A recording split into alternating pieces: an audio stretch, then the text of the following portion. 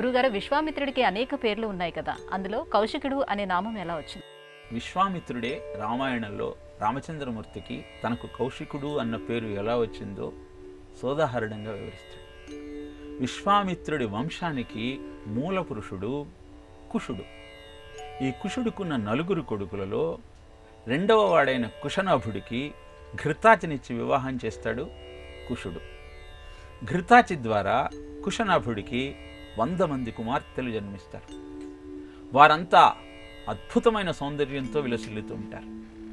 అప్పుడు వాయుదేవుడు వారిని చూచి, తనను వివాహం చేసుకున్నట్టయితే చలం హి యవ్వనం నిత్యం, మీరు ఎప్పుడూ యవ్వనంతో ఉండొచ్చు, ఎందుకంటే దేవతలకు యవ్వనము ఎప్పుడూ ఉంటుంది, కనుక నన్ను వివాహం చేసుకోమంటే పితేవ ప్రభురస్మాకం, మాకు మా తండ్రి మాటే శాసనం, ఆయన ఎవరిని వివాహం చేసుకోమంటే వాళ్ళని చేసుకుంటాం, అంతేకాని స్వతంత్రంగా మేము ఎవరిని వరించము అని ఖచ్చితంగా వాయుదేవుడికి చెప్తారు. వెంటనే వాయుదేవుడికి కోపం వచ్చి వాళ్ళందరినీ కురూపులుగా మార్చేస్తాడు. వాళ్ళు బాధపడుతూ కుశనాభుడి దగ్గరికి వెళ్ళి, మేము నీ మాటయే సర్వస్వమన్న భావనతో వాయుదేవుడి కోరికను నిరాకరిస్తే మాకు ఈ కురూపిత్వాన్ని ప్రసాదించాడు అంటూ తమ బాధ వెళ్ళగక్కు. అప్పుడు కుశనాభుడు ఈ 100 మంది పుత్రికలను బ్రహ్మదత్తుడికిచ్చి వివాహం చేస్తాడు.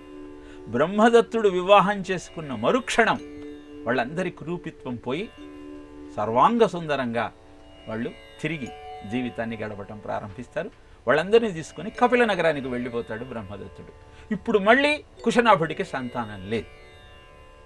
వాళ్ళు కపిల నగరంలో ఉన్నారు కనుక కుషుడు వచ్చి పుత్రకామేష్టి యాగం చేయిస్తాడు. ఆ పుత్రకామేష్టి యాగం వల్ల గాధి జన్మిస్తాడు. ఆ గాధియే విశ్వామిత్రుడి తండ్రి. ఈ మాట చెబుతూ రాముడుతో విశ్వామిత్రుడు, ఈ కుషుడి యొక్క వంశాన్నిలో నేను జన్మించాను కనుక నన్ను కౌశికుడు అంటారు అని తనకు కౌశికుడు అన్న పేరు ఎలా వచ్చిందో వివరిస్తాడు బాలకాండలో, రామాయణం. గురుగారు, మరి విశ్వామిత్రుడు బ్రహ్మర్షి ఎలా అయ్యారు? విశ్వామిత్రుడు వశిష్ఠుడి యొక్క మాహత్యాన్ని గమనించి, ధిక్షత్రియ బలం బ్రహ్మతేజో బలం బలం ఏకేన బ్రహ్మదండ్రేన సర్వాస్త్రాణి హతానిమే అని తపస్సు చేయడానికి వెళ్తాడు. తపస్సు చేసి మొదట మహర్షి అవుతాడు, తరువాత రాజర్షి, తరువాత కామక్రోధాలను రెండింటినీ జయించి తన దగ్గరికి అంతకుముందు మేనక వచ్చి తన తపశ్శక్తిని కామం ద్వారా గ్రహించినటువంటి విషయాన్ని జ్ఞాపకం పెట్టుకొని, అనంతరం రంభ వచ్చి క్రోధం ద్వారా తన తపశ్శక్తిని కోల్పోవడానికి కారణమైన విషయాన్ని గుర్తు చేసుకొని కామక్రోధాలను రెండింటినీ వదిలి నిరంతర భగవద్ధ్యానంతో ఆ బ్రహ్మదేవుణ్ణి స్మరించి ఆయన ప్రత్యక్షం చేసుకుంటాడు. బ్రహ్మదేవుడు ప్రత్యక్షమై, బ్రహ్మర్షి స్వాగతం చేస్తూ అంటాడు, నువ్వు బ్రహ్మర్షి అయిపోయావయా, నీకు కామము క్రోధము కనపడటం లేదు, అన్నింటినీ జయించినటువంటి జితేంద్రియుడివి నీవు అనగానే విశ్వామిత్రుడు అంటాడు, బ్రహ్మదేవా, నన్ను బ్రహ్మర్షిగా గుర్తించాల్సింది వశిష్ఠుడు, ఆయనను బ్రహ్మర్షి అని నన్ను సంబోధించమనండి అంటూ ప్రార్థిస్తాడు.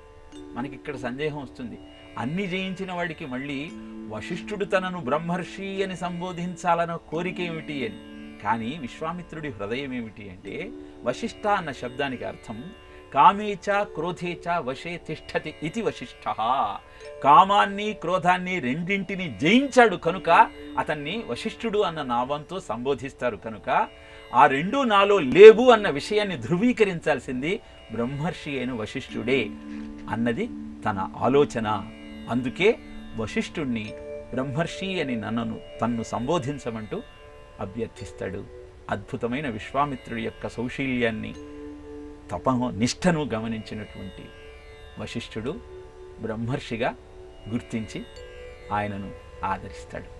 ఇలా విశ్వామిత్రుడు బ్రహ్మర్షిగా అవతరించటంలోని ఆంతర్యాన్ని మనం గమనించగలిగితే, అథకేన ప్రయుక్తోయం పాపం చరతి పురుష అనిచ్ఛిన్నపి వార్ష్ణేయ బలాదివ నియోజిత అని అర్జునుడు అడిగిన ప్రశ్నకు కృష్ణుడు కామహేచ క్రోధయేచ రజోగుణ సముద్భవ మహాశనో మహాపాప్మ విచ్ఛేనమిహ వైరిణం అన్ని భగవద్గీతలో కామము క్రోధము ఈ 2 లక్షణాలే నీ అన్ని అవయోగాలకు కారణము అన్న సత్యాన్ని గుర్తించగలుగుతాం.